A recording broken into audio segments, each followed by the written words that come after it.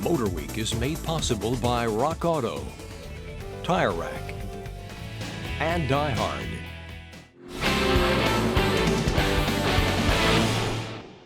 In the rarefied world of ultra-high-performance Audis, many think the exotic R8 is the champ. But it's actually the 5-door RS7 that is the most powerful Audi sold here. That's right, you don't need supercar style or impracticality for serious street-fighting, track-melting prowess. Too good to be true? Well, buckle up.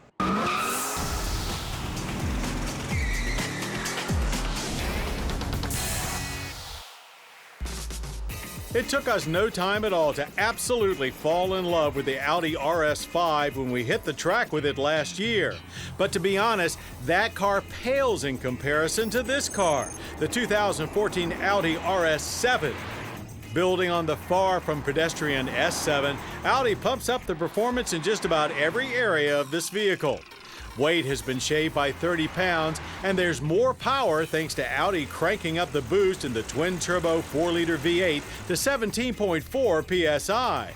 That makes for 560 horsepower and 516 pound-feet of torque. Quattro all-wheel drive, along with the S7 Sport differential and air suspension, are all standard.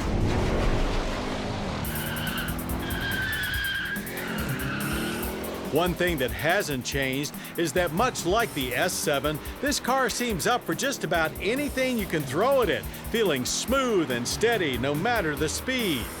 Compared to the impressive S7, it cuts through the cones even more effortlessly. Dynamic driving mode keeps the body roll well under control, but doesn't necessarily make it feel more responsive.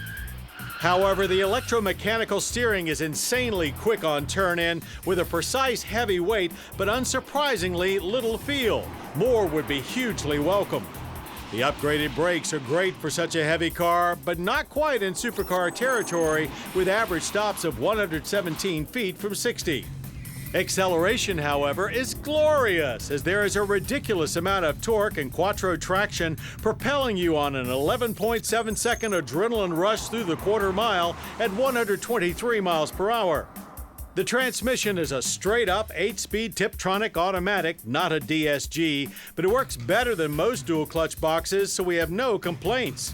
The first two gears seem ultra low. That's for acceleration, getting you to 60 in just 3.6 seconds, while the top gears go into extreme overdrive. Manual shifting is hard to get just right on the power sweet spots, so just let the computers and accelerometers do their thing and propel you to glory.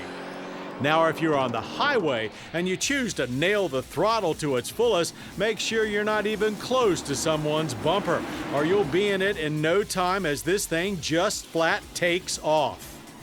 So it's quicker than a BMW M6 Grand Coupe, but not quite as fast as the Mercedes-Benz CLS 63 AMG.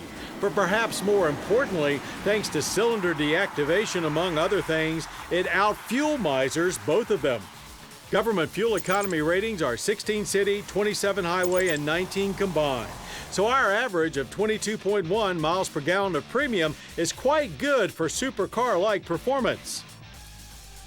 This vehicle is clearly made for eating up mass quantities of Autobahn miles at thrilling speeds in extreme serenity, as Audi seems to be in competition with themselves on building the most amazing interiors. No one else is really even in the game, as here the custom-crafted environment gets even better.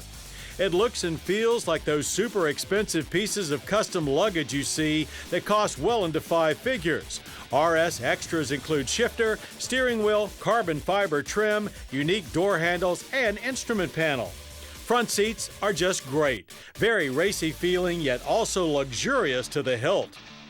While it doesn't feel or look particularly big, ease into the rear seats and the car feels huge. Instead of a one-size-fits-all approach to the exterior design, buyers can opt for standard, matte aluminum, or carbon styling. This example sports the matte aluminum look, along with new bumpers, revised single-frame grille, adaptive rear spoiler, lower diffuser, and big elliptical tailpipe tips for the highly recommended optional sport exhaust system. Full LED lighting is standard. But let's be honest, At $105,795, the $25,000 price leap over an S7 may purely be for bragging rights. Most owners will never experience the full potential of this car. We really don't have the appropriate roads in North America to fully exploit the RS7's capabilities. You do need the German Autobahn, or at least your own track day for that. We thought the S7 was terrific, but in creating the 2014 RS7, the otherworldly Audi engineers are again on point. Too good to be true? Not hardly. Overkill? You're darn right.